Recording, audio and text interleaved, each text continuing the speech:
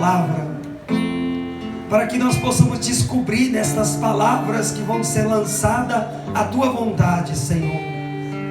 Eu te entrego todas as suas preocupações, eu te entrego tudo aquilo que tem feito muitas vezes fugir da atenção, e consagra a sua mente para que nada do que vai ser apresentado fuja da tua vontade para nós no dia de hoje. Consagramos tudo isso nas mãos da Imaculada Virgem Maria. Ave Maria, cheia de graça, o Senhor é convosco. Bendita sois vós entre as mulheres, bendito é o fruto do vosso ventre, Jesus. Santa Maria, Mãe de Deus, rogai por nós, pecadores, agora e na hora de nossa morte. Amém. Nós estamos reunidos em nome do Pai, do Filho e do Espírito Santo. A vossa proteção recorremos, Santa Mãe de Deus. Não desprezeis as nossas súplicas em nossas necessidades, mas livrai-nos sempre de todos os perigos, ó Virgem gloriosa e bendita. Amém. Podemos sentar.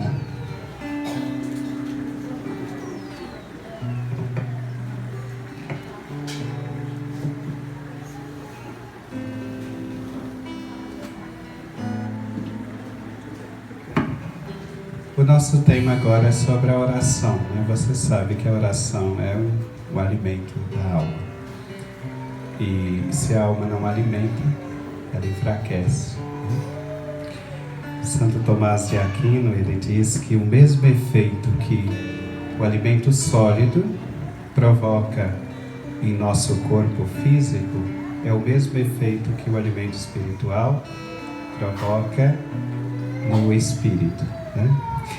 E se nós não alimentamos, você sabe que o máximo 3 dias para a gente chegar numa fraqueza, né, profunda, a ponto de você não conseguir mais nem levantar da cama, né? E assim, se o santo diz que o mesmo efeito é também provocado na alma, e vocês imaginam uma alma sem alimento, né? O que acontece com ela? Se você não alimenta o seu corpo, você vai definhando até a morte. Pode ter certeza disso, né? E aí, se a alma não alimenta também, ela vai definhando. Ela morre, né? O pecado mortal é a morte da alma. Você sabe disso, né? Mas se essa alma não alimenta, ela morre. Quando a pessoa diz desanimado, ela está dizendo que ela está morta, né? Porque na língua latina, ânima é vida. E se você está desanimado, ou seja, está sem alma, está morto. O pecado mortal é isso, né? Nós temos 2 sacramentos que são chamados sacramentos de mortos, né? Embora nenhum sacramento é aplicado na pessoa morta. Todos os 7 sacramentos é para a pessoa viva. Mas tem 2 que curiosamente é chamado de mortos, né? Que é o sacramento da reconciliação, a confissão e o batismo. Porque eles nos tiram da morte eterna, né? Toda pessoa sem o batismo, ela está morta. Por isso, se uma pessoa morre sem batismo, ela não tem salvação, né? Se ela morre fisicamente, porque espiritualmente ela já está morta. São Paulo faz um resumo lá da expulsão do paraíso, né? Romanos 3:23, dizendo: com efeito todos pecaram e estão privados da glória de Deus. E ainda no Romanos 3, agora no versículo 26, ele diz: o salário do pecado é a morte. Então, por isso, a necessidade do batismo. O batismo nos traz da morte para a vida, né? Nós morremos com Cristo para o pecado, ressurgimos com Ele para a vida nova. Se com Ele vivemos, com Ele reinaremos. Se com Ele morremos, com Ele ressuscitaremos. 2 Timóteo 2,12, né? Então, o batismo nos tira de fato da morte. A confissão nos tira da morte. Então, a alma, ela pode sim morrer se ela não for alimentada. E o risco de uma alma sem alimento é exatamente nos deixar vencer pelas tentações e pelas provações, né? A gente volta nesse assunto daqui a pouco, mas vamos ao diário, que é o diário 146, que é a base da nossa pregação de hoje, né? Diário 146 sobre a oração. É pela oração que a alma se arma para toda espécie de combate. Esse é o tema da nossa pregação. É pela oração que a alma se arma, né, contra toda espécie de combate. Aí, se não reza, você já sabe, não precisava nem pregar aqui, bastava só o enunciado. Vou repetir, isso é importante, né? É pela oração que a alma se arma para toda espécie de combate. Se você não reza, você está desarmado. E o que é, né, um combatente sem armas? Está vencido. Está vencido. E o problema é que tem muita gente que não reza, né? São cristãos, são pessoas perseverantes até, né? São pessoas até tementes a Deus, mas elas não rezam. E Santa Teresa, né, a grande mística do século XVI, Santa Teresa d'Ávila, ela diz, olha, a alma que não reza, o demônio nem tem, né, nem se importa com ela, porque já sabe que ela é uma presa fácil, ela já está praticamente no inferno. A santa chega a dizer isso, muito forte, né? A alma que não reza, o demônio não se importa com ela, porque ela já está no inferno. E é uma mística que diz isso, né? E ele investe naqueles que rezam, porque sabe que ele já não pertence mais a ele. E aquela que não reza já pertence a ele. Não quer dizer que a pessoa está possessa, que a pessoa está pecando gravemente. Não só o fato dela não rezar, ela se torna uma presa do demônio. Ela se torna uma presa do demônio, né? E aqui, Santa Faustina continua dizendo, olha, em qualquer estado em que se encontre a alma, deve rezar. Tem que rezar a alma pura e bela, porque de outra forma, perderia a sua beleza. Aqui é a pessoa virtuosa, ela precisa rezar, porque senão ela pode perder suas virtudes, né? Depois, deve rezar a alma que está buscando essa pureza, porque de outra forma não a atingiria. Interessante isso, né?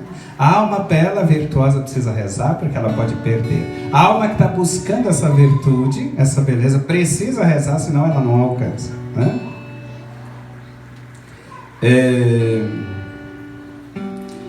Deve rezar a alma recém-convertida, porque de outra forma cairia novamente. Deve rezar a alma pecadora, atolada em pecados, para que possa levantar-se. E não existe uma só alma que não tenha a obrigação de rezar, porque toda graça provém da oração. Toda graça provém da oração. Nós temos cristãos hoje tão, né, distraídos. Não rezam. Vão à missa. Você sabe, a missa é a maior de todas as orações, né? Mas a missa deve ser continuada em casa, no trabalho, na oração pessoal. Outra frase de Santa Teresa d'Ávila: encontro Deus tanto na capela quanto nas panelas. A extensão da missa no trabalho, na vida. Encontro Deus tanto na capela quanto nas panelas. Ou seja, quando eu estou na igreja, estou rezando. Quando eu estou no trabalho, estou fora da igreja, continuo rezando, né?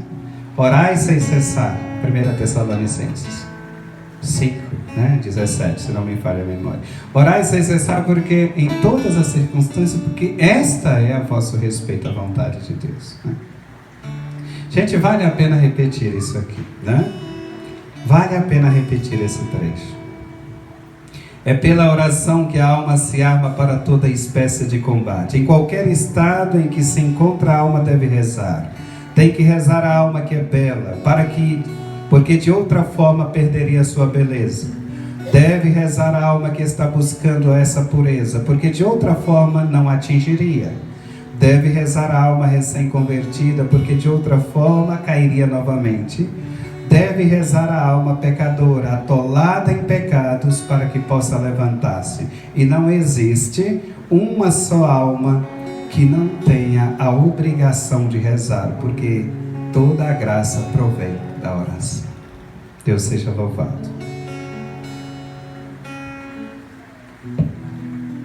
Quando o Jean passou esse tema, eu falei, foi providencial, foi um puxão de orelha. Você sabe que o padre cai no ativismo sempre, né? E lembra da objeção que os padres seculares, né, que são os padres diocesanos, no meu caso, nós caímos no ativismo sempre. Porque os padres religiosos eles estão sempre em comunidade, e eles rezam, né, em comunidade. E o padre diocesano, ele fica só, dificilmente, só quando a paróquia é bem grande, igual aqui em Rio Pardo, precisa mais de um, né? Ou quando um apronta que precisa vir morar com o outro para poder o outro dar uma segurada. Mas na maioria das vezes nós estamos só e a gente cai no ativismo, porque a gente já amanhece pensando em mil e uma coisa que tem que fazer, né? E você sabe que a primeira igreja do Apocalipse, a igreja de Éfeso, Jesus faz uma série de elogios a ela e depois dá um puxão de orelha duro, né? Elogia porque ela foi firme, porque ela resistiu às mentiras, ela desmascarou os mentirosos, ela resistiu às provações. Só que a igreja de Éfeso, ela enriqueceu. Ela enriqueceu logo e ela se tornou autossuficiente. Era uma igreja muito rica, né? E ela acomodou. Então ela caiu muito no ativismo, né? Esqueceu a oração. Depois de uma série de elogios que Jesus faz a Éfeso, ele termina com objeção. Contanto, devo advertir, tu faltastes o primeiro amor. Lembra-te de onde caíste, né? Converte-te, do contrário eu removo o seu candelabro. Lembra de onde caíste. Voltar ao primeiro amor. Vocês viram no Evangelho agora, né? Por causa do ano A, o Evangelho da Vigília Pascal foi de São Mateus, né? E o que Jesus recomenda? Primeiro o anjo recomenda às mulheres: vão dizer aos meus irmãos que me encontrem na Galileia. Depois as próprias mulheres encontram Jesus ressuscitado e diz a mesma coisa: vai dizer aos meus irmãos que me encontram na Galileia. Por que na Galileia? Foi lá que começou tudo. Foi lá que ele começou a vida pública. Onde ele se revelou publicamente? Nas bodas de Caná. Onde fica Caná? Na Galileia. Ele se revelou. Ali foi o início do ministério público de Jesus, né? Então voltar à Galileia, voltar o primeiro amor, voltar ao começo. Ontem Jean dizia na adoração da noite, né? E a adoração da noite todas as palavras estavam voltadas para esse primeiro amor, né? Reacender as almas, né, que estavam frias, né? Reaquecer os corações gélidos, voltar ao primeiro amor. E a liturgia pascal foi a volta ao primeiro amor, né? E vocês que já são casados sabem muito bem quando se fala no primeiro amor, né? Aquele amor apaixonado, aquele amor que está grudado, aquele amor que não quer em nenhum momento, né? Os beijos parecem desentupidores de pia.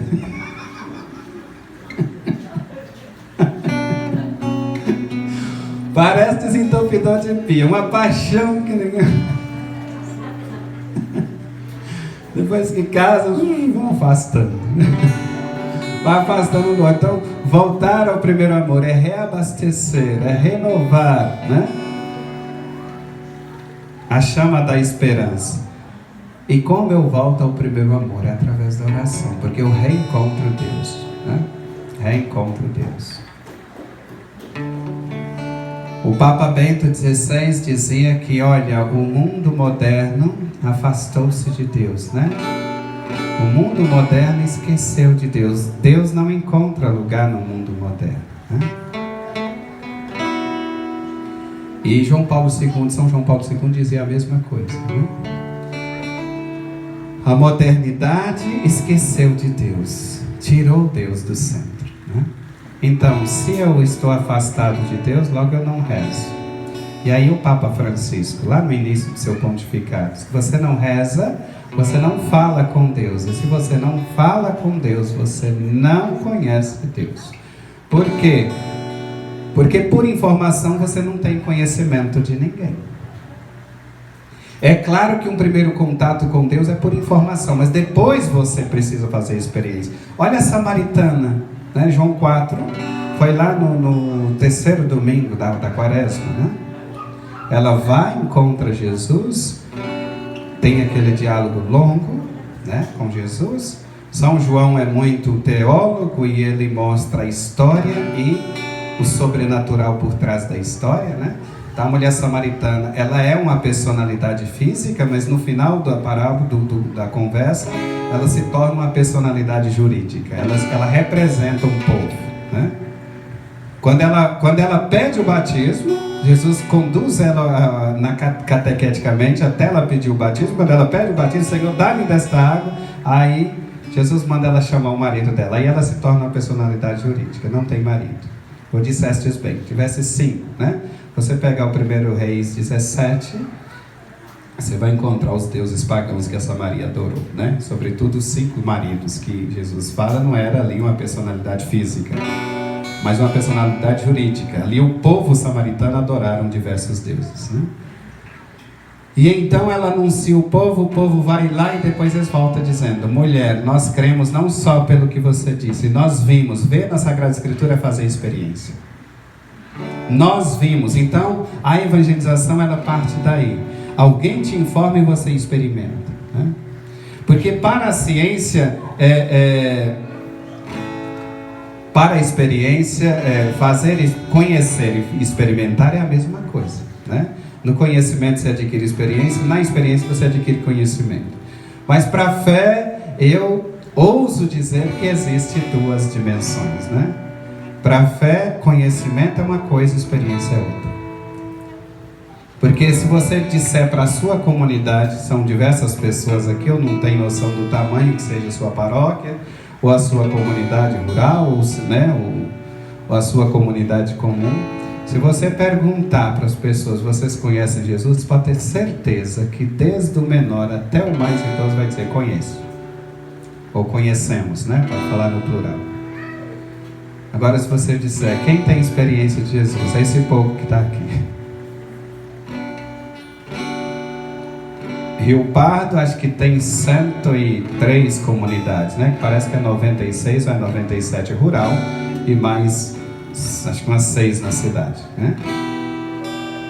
Se você perguntar, é claro que está acontecendo outros encontros também lá em Rio Pardo, né?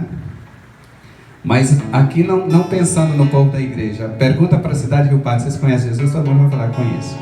Perguntar quem tem experiência, aqueles que vão à igreja, aqueles que estão aqui, né? Então eu preciso passar do conhecimento para a experiência. Conhecimento é uma informação, experiência eu faço diretamente com Deus. E faço essa experiência pela oração, porque se eu não rezo, eu não conheço Deus. Se eu não rezo, eu não falo com Deus. Se eu não falo com Deus, eu não conheço Deus. E por que pela informação você não tem, né, uma experiência, uma certeza? Porque o ser humano, ele avalia de acordo com o seu interior. Aqui está o risco. Foi por isso que Deus não deixou ele comer do fruto. Era proibido o fruto, né? Lá do paraíso. Porque o conhecimento do bem e do mal não pode estar nas mãos do ser humano. Nós conhecemos, o ser humano não pode decidir o que é o bem e o que é o mal. Porque ele avalia segundo o seu coração. Deus é objetivo, o ser humano é subjetivo. Deus avalia um objeto nele, o ser humano avalia no coração. Pergunta uma pessoa uma informação de uma terceira e presta atenção na informação que ela vai dar. Se ela simpatizar com aquela pessoa, se ela não gostar daquela pessoa, ela tira todas as qualidades que a pessoa tem. Ainda acrescenta uns defeitos ainda, de grogue, né? E se ela simpatizar, ela acrescenta a qualidade que a pessoa nem parente dela tem. É de acordo com o coração, né? Por isso que você precisa fazer experiência com Deus. Quantas imagens de Deus vocês já ouviram de alguém? Aqui é só para vocês pensarem. Teve pessoa que falou muito bem de Deus para você, mas teve pessoa que por pouco você perdia a fé. Como diz a juventude popular, detonou Deus, né? Que igreja que nada, que Deus que nada, não sei o quê. Aqui a gente entende por causa da mediação humana, né? A mediação humana é perigosa.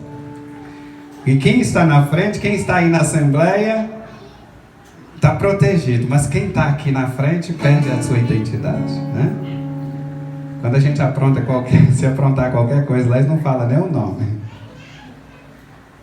É a ministra lá da paróquia tal. é o cantor. E o padre, então, misericórdia.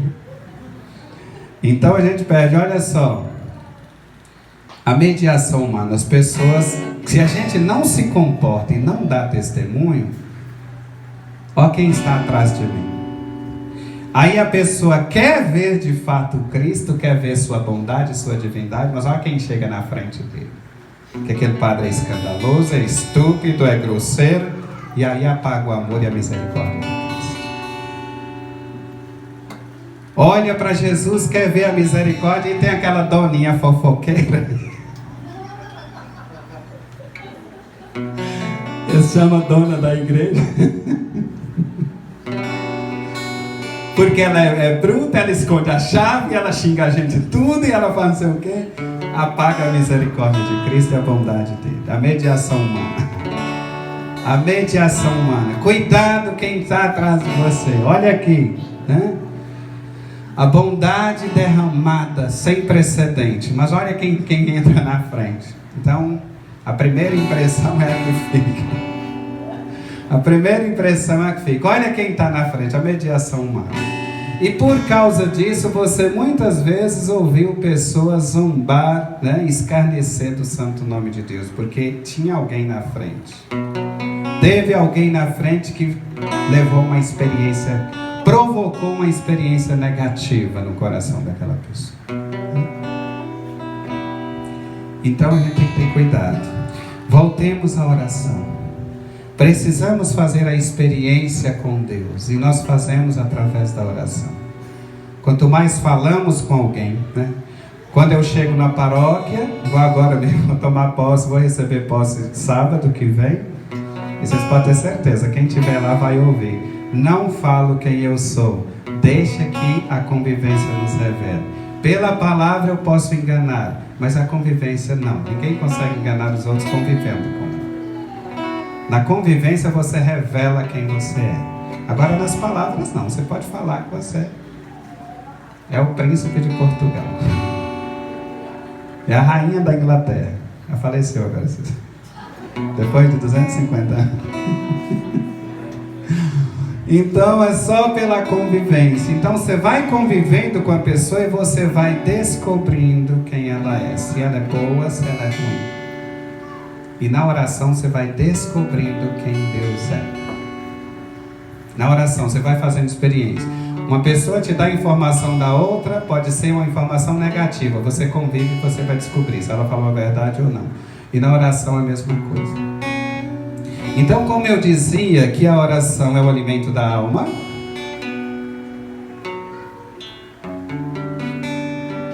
o corpo sem alimento enfraquece. Aí entra as provações e as tentações.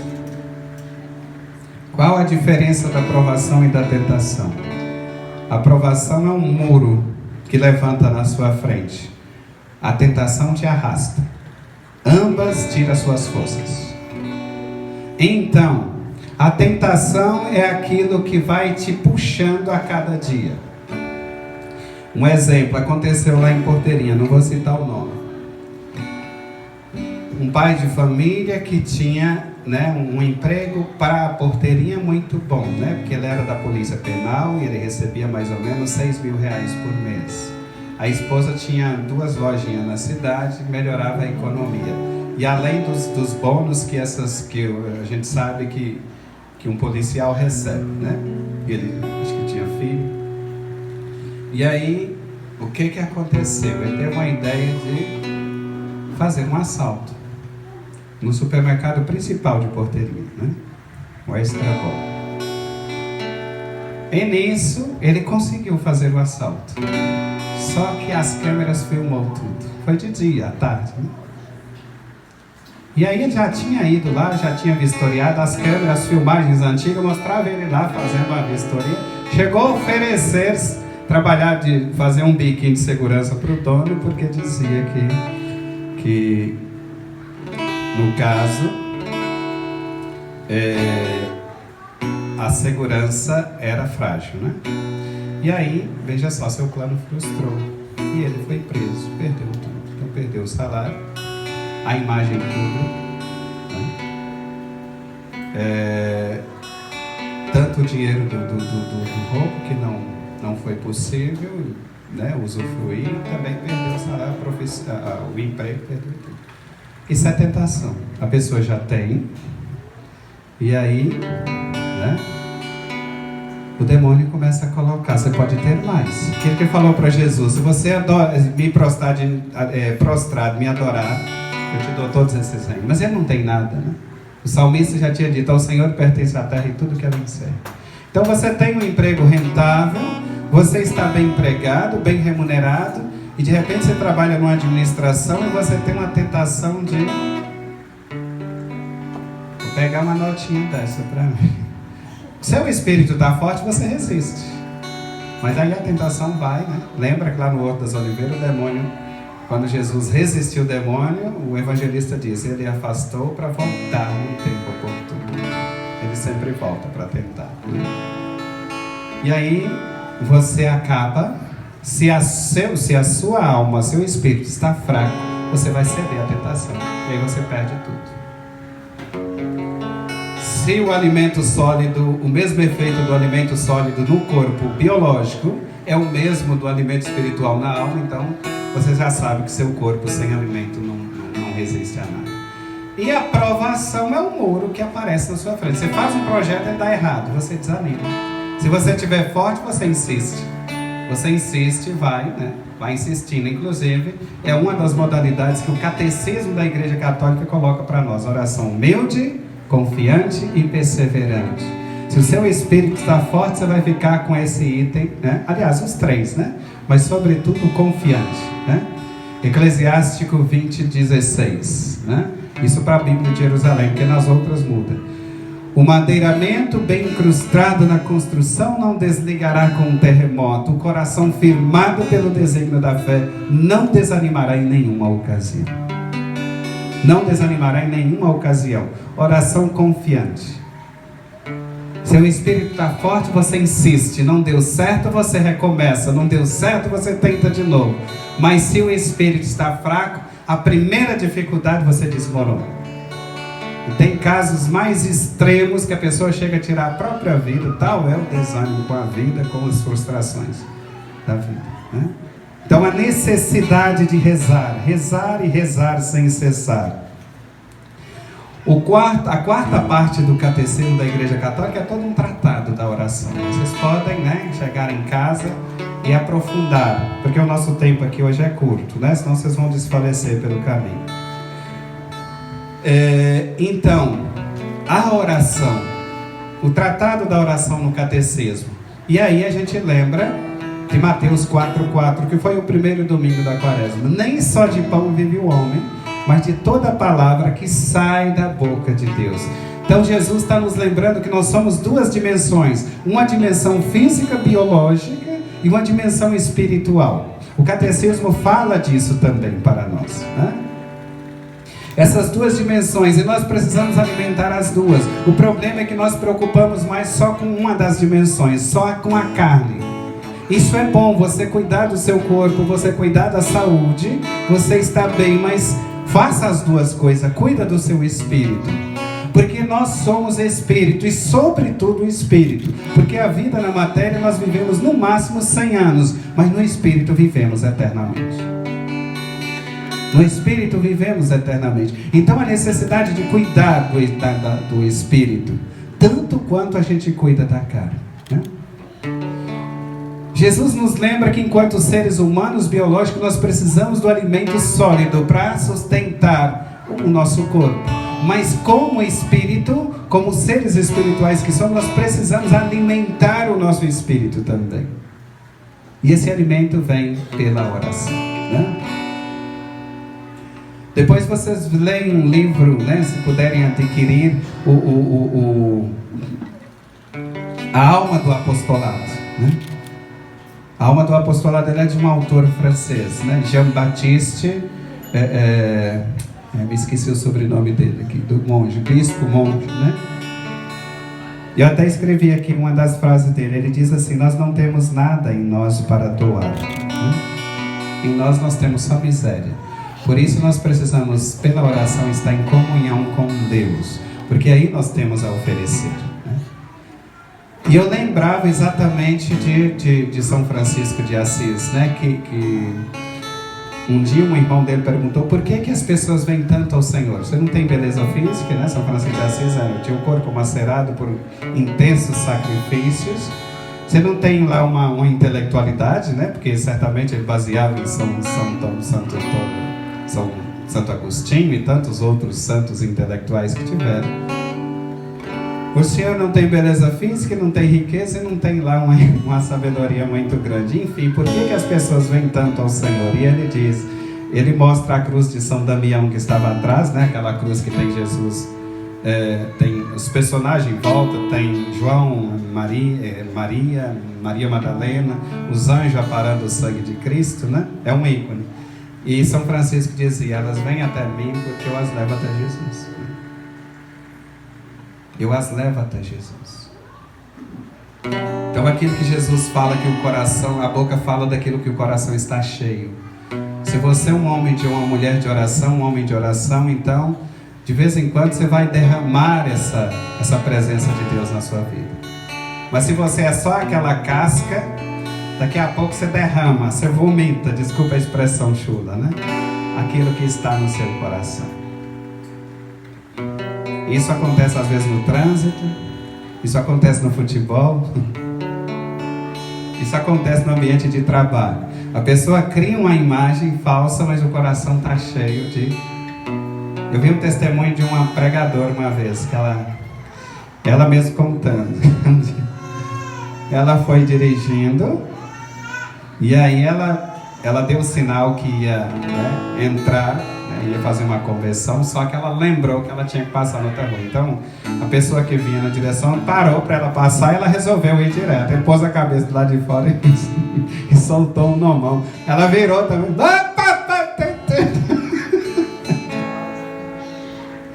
Diz que o marido dela olhou para ela e as crianças também assustadas. E na hora caiu a ficha, né? Ela derramou realmente o que estava no coração. Criou uma casca, mas o coração ainda falta uma conversão. E na hora você derrama tudo isso, né? Na hora você joga para fora. Por isso que realmente a conversão tem que começar dentro de nós. Conversão não começa de fora para dentro, ela começa de dentro para fora. Senão uma hora você derrama todas essas misérias que está dentro de você. É só um te provocar, né? É só um te provocar e você vai derramar tudo aqui, né?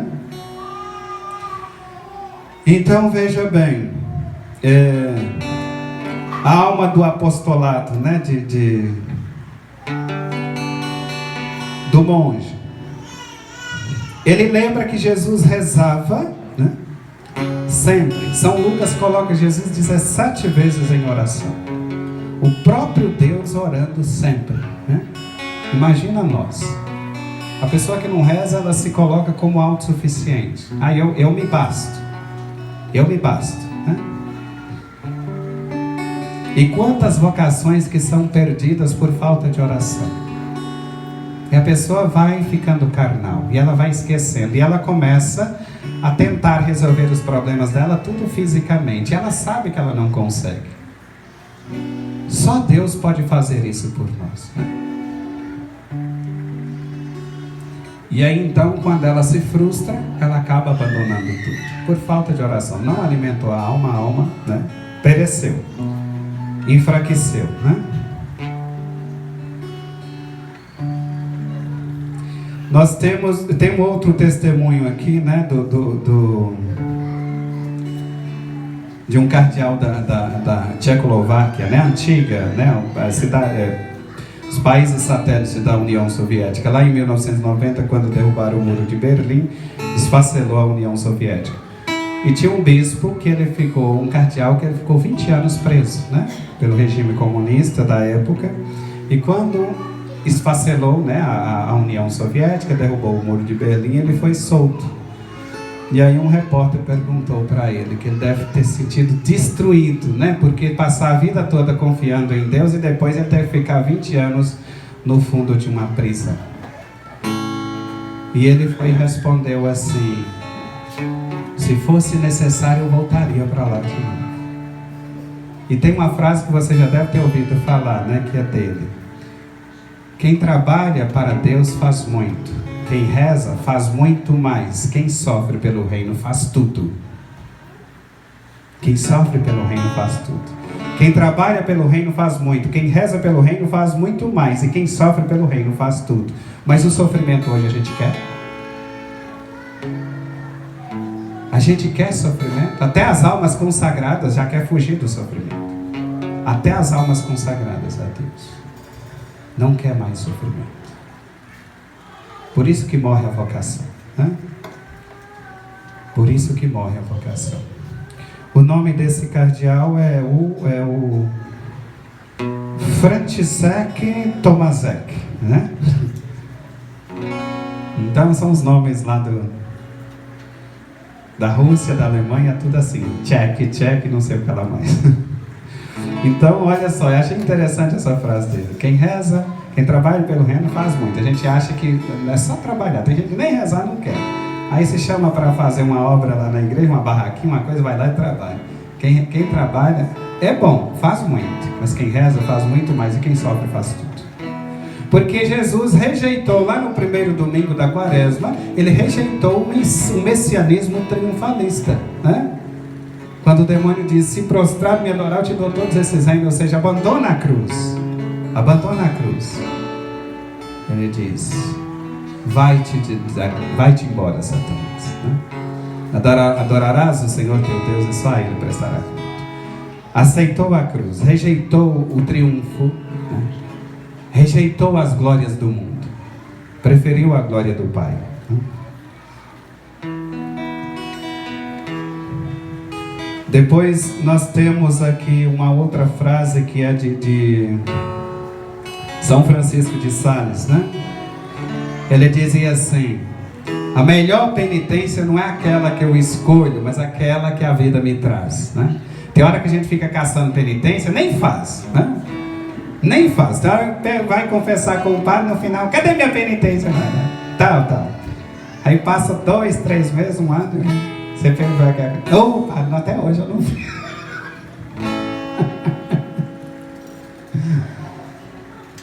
Eu não sou muito de dar penitência, exatamente que eu sei, né, irmão? Olha, a melhor penitência é aquela que a vida lhe traz. Os santos faziam isso, né? Oferecia tudo por amor a Deus. Senhor, aquilo que o profeta Jeremias, né? O profeta Jeremias 15:16 diz: é por tua causa que eu me encontro aqui.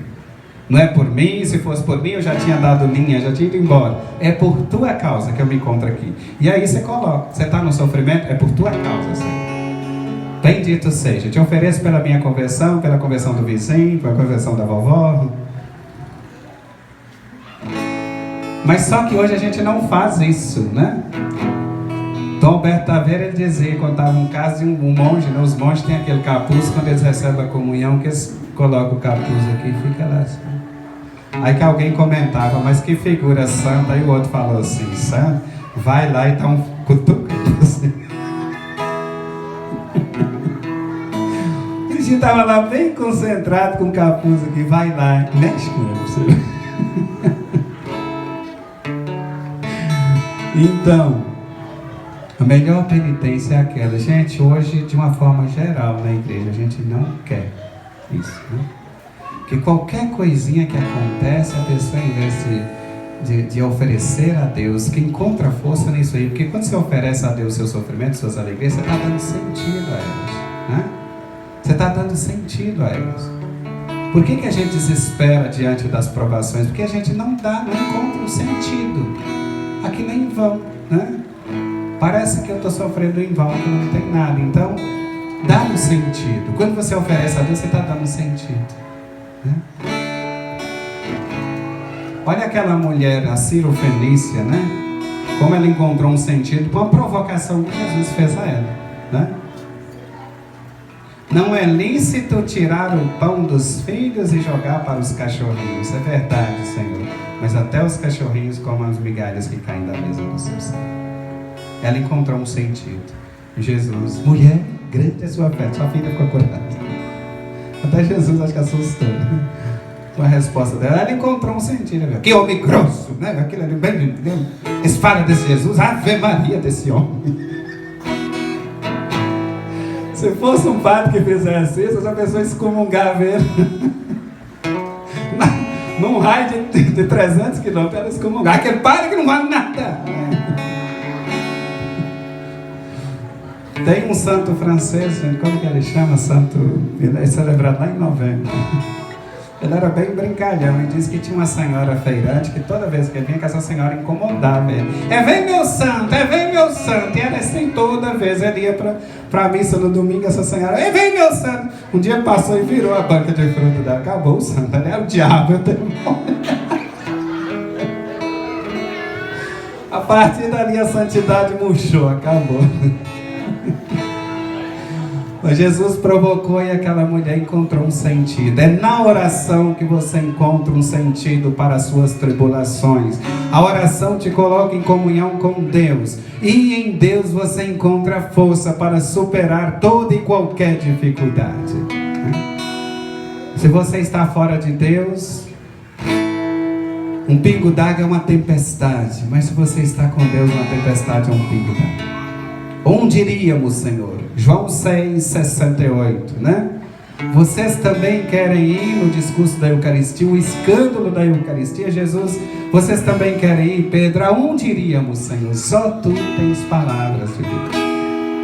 Pedro dá uns testemunhos de fé que é impressionante, né? Lucas 5,5, nós pescamos a noite inteira, mas nada pegamos. Mas em atenção à sua palavra, eu vou lançar as redes. Vai na fé. Vai na fé. Mas nós temos hoje tudo quanto a gente traz para o nosso ambiente humano. Dava um exemplo aqui há poucos dias, né, na missa da misericórdia passada, daquele homem da piscina de Betesda, né? O homem estava lá há 38 anos esperando uma cura. Aí Jesus chega e oferece ele a cura, em vez de ele falar, que bom, Senhor, o Senhor está aqui, eu quero assim ser curado. Você quer ficar curado? Até imagina a cena. Ah, Senhor, eu estou aqui 38 anos. Toda vez que a água mexe lá, eu vou, mas tem um espertinho que pula na minha frente. Vai logo para os recursos humanos. Eu não consigo. Quando eu entro na piscina, alguém já entrou na frente. Olha aí, diante do próprio Jesus, né? Nós temos uma mania, né, terrível de achar que nós somos os deuses nossos, que nós é que resolvemos os nossos problemas, né? E onde fica a fé então?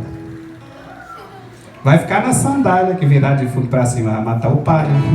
Se varrer os lixos da porta da rua, vai varrer a fortuna. Nunca teve fortuna nenhuma, mas vai ficar nas superstições, né? Porque na hora de Deus, não confia em Deus, né? Não confia. Né? Acho que é o diário 380, se não me falha a memória, 340. A maior dor do meu coração é a desconfiança que o ser humano tem na minha misericórdia. Não é nem os pecados, né? A maior dor do meu coração é a desconfiança que o ser humano tem na minha misericórdia. Então, o Catecismo da Igreja Católica fala das 3 passos da oração. A oração humilde, a oração confiante e a oração perseverante. 3 passagens bíblicas, né, que ilustram bem. A primeira delas é a oração humilde, né? Lucas 18, 9 a 27. A parábola da misericórdia de Lucas, né? Fariseu e o publicano. Fariseu do hebraico é separado, santo, né? Kadosh. Fariseu está lá no presbitério. E eu te louvo, Senhor, porque, né, tu não me fizesse igual aqueles ali. E ele era generoso, né? A lei de Moisés pedia jejum uma vez por semana, ele diz, eu jejum 2. A lei de Moisés pediu o dízimo dos cereais, ele diz, eu dou o dízimo do cominho, da hortelã, das hortaliças todas. Mas o orgulho, né? E o publicano lá no fundão, a galera do fundão, né? Senhor, tem misericórdia de mim, porque eu sou pecador. A oração humilde, né? A oração humilde. E Jesus conclui dizendo, ele voltou justificado. E o santo, não.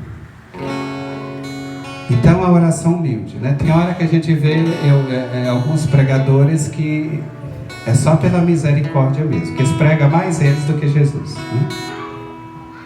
É que eu faço isso, é que eu faço isso. Um dia um dizia, eu já li a Bíblia 3 vezes de frente para trás. Ele está fazendo macumba, porque só é possível.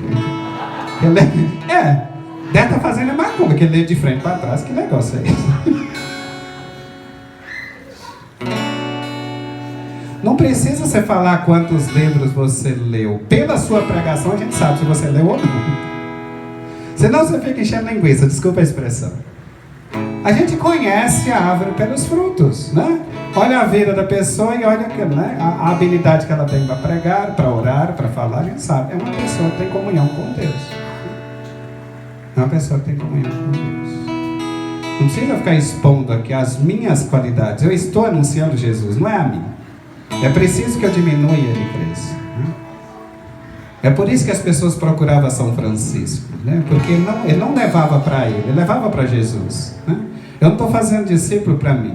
Então uma vida de oração vai me educando para essas coisas, porque isso é uma tendência. O pecado original nos feriu.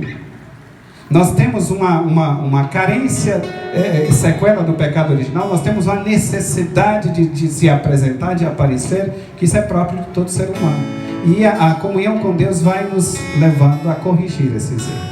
Se a gente não se corrige, se a gente não se deixa corrigir por Deus, a gente vai carregando esse orgulho conosco. E a gente acaba frustrando depois, né? Depois nós temos a oração confiante. O amigo importuno, né? Aqui nós temos Lucas 11, de 5 a 13. Aquele amigo que vai à casa do outro à meia-noite e pede: amigo, me dá aí 3 pães, porque chegou a visita lá em casa e não tem nada para comer. E o outro responde lá do fundo: não me incomode, eu e meus filhos já estão dormindo, vai embora. E Jesus continua: se você insistir, aquele amigo vai levantar, não porque ele está interessado, mas para livrar do importuno. A oração insistente consegue. Vocês que são pais, né? Os adolescentes sempre conhecem esse ponto fraco das mães, né? Eles sempre vencem as mães pelo cansaço. Ô mãe, deixa eu ir em tal lugar. Não! Ah, deixa, mãe. Já falei que não. Ô mãe, só essa vez. Não! Ah, mãe, isso é ruim, deixa eu ir. Vai, mas só dessa vez. De outra vez não vai, mas toda vez ele consegue. Toda vez ele consegue, né? Toda vez. Então Jesus está dizendo: seja confiante. Gente, se um amigo vai ajudar o outro para poder ficar livre da importunação, imagina Deus, que é infinitamente bom e perfeito, se Ele não atenderia a nossa insistência, né? E a oração perseverante, você já sabe aqui quem é, né? A viuvinha e o juiz, todo dia: faz-me justiça contra meu adversário, faz-me justiça contra meu adversário. É Lucas também, né? Lucas 18, de 1 a 8. Faz-me justiça contra meu adversário. Ela foi insistindo, e o juiz fala: eu não sou bom, né? Ele mesmo reconhece que ele é um homem ruim, é um homem inimigo, mas ele diz: eu vou fazer justiça a essa mulher antes que ela me agrida. E ele vai e julga a causa dela. A perseverança. Ela ficou no pé do juiz. E não é porque era a situação favorável, não. Aquele homem deve que tratava ela com todo desaforo, né? Mas ela conseguiu vencer pelo cansaço, né? Se vós que sois maus, essa é a conclusão de Jesus, sabei dar coisas boas aos teus filhos, né? Quando Jesus fala vós sois maus, ele está falando da natureza decaída do ser humano pelo pecado original. Nós somos maus. Faço o mal que não quero e não faço o bem que quero. E Deus, que é puro, que é bom, que é perfeito, não nos daria o que pedisse em Mateus e em Lucas, e Ele não nos daria o Espírito Santo, porque Lucas, né? Os pagãos, eles têm um sonho de consumismo. São Lucas vai pregar, vai anunciar Jesus para os gregos. Os gregos eram extremamente permissivistas, né? E hedonistas. Então, se Lucas fala para eles, olha, quanto mais Deus, que é sumamente bom, não vos daria o que vocês pedem. Misericórdia, o que eles iam pedir? Porque a cabeça deles era só consumo. Então São Lucas sabiamente diz que Deus não daria o Espírito Santo. Por quê? Depois, vocês não sabem o que pedir. É o Espírito Santo que pede por vós. É o Espírito Santo que ora por vós. Então São Lucas é muito sábio. Dá o Espírito Santo. O Espírito Santo vai nos conduzir naquilo que vocês vão pedir, Santa Teresinha do Menino Jesus.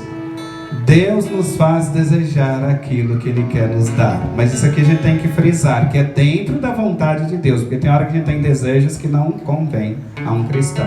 Não agrada a Deus, Mas a Santa diz, Deus nos faz desejar aquilo que Ele quer nos dar dentro da vontade dele.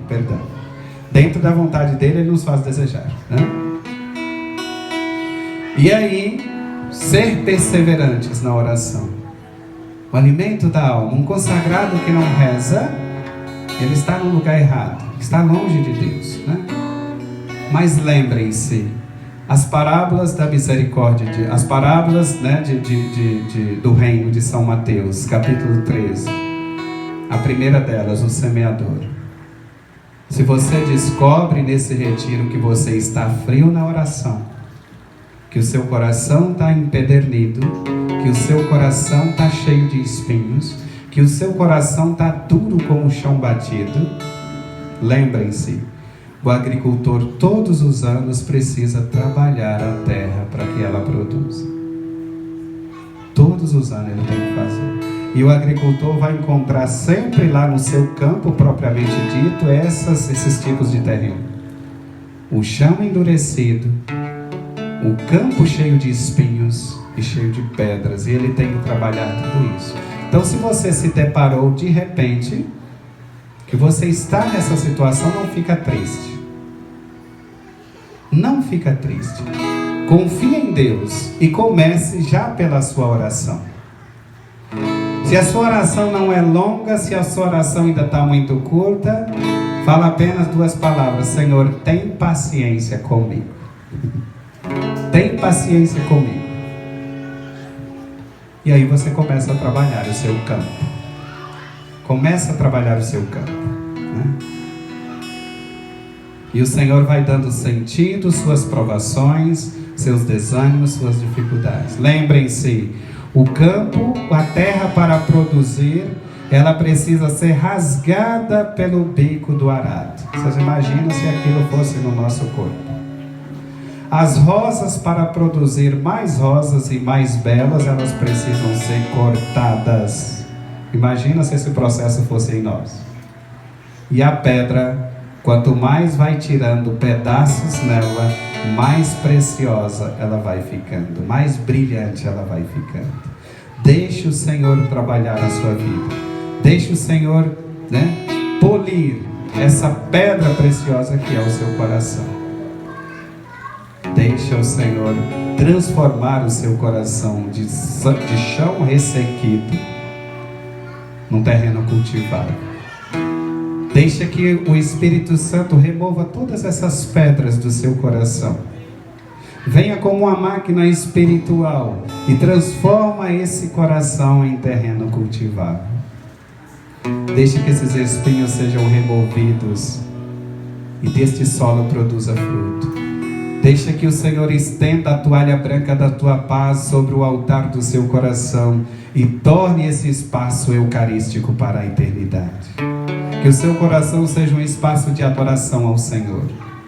Que o seu coração seja um espaço onde você possa encontrar com Deus e derramar as suas angústias, como Ana, a mãe de Samuel. Que o seu coração seja um lugar de exultação e de alegria em Deus, como o coração da Virgem Maria. Que o seu coração seja um lugar de confiança, apesar das suas fraquezas, como o coração de Pedro. Que o seu coração seja um lugar de entrega, como o coração de Paulo. Quando fala do espinho na carne, 2 Coríntios 12, 9, Deus responde: basta-te a minha graça. Renda-se diante do Senhor. Deixe o Senhor trabalhar o seu coração. Deixe o Senhor trabalhar a sua vida. Deixe o Senhor reanimar a chama, né? Esse pavio que ainda fumega no seu coração, e se tornar uma chama ardente da sua infinita caridade. Esse é o dia que o Senhor fez para nós. Fiquemos em pé. Agradecemos a Deus por esse dia da sua misericórdia infinita.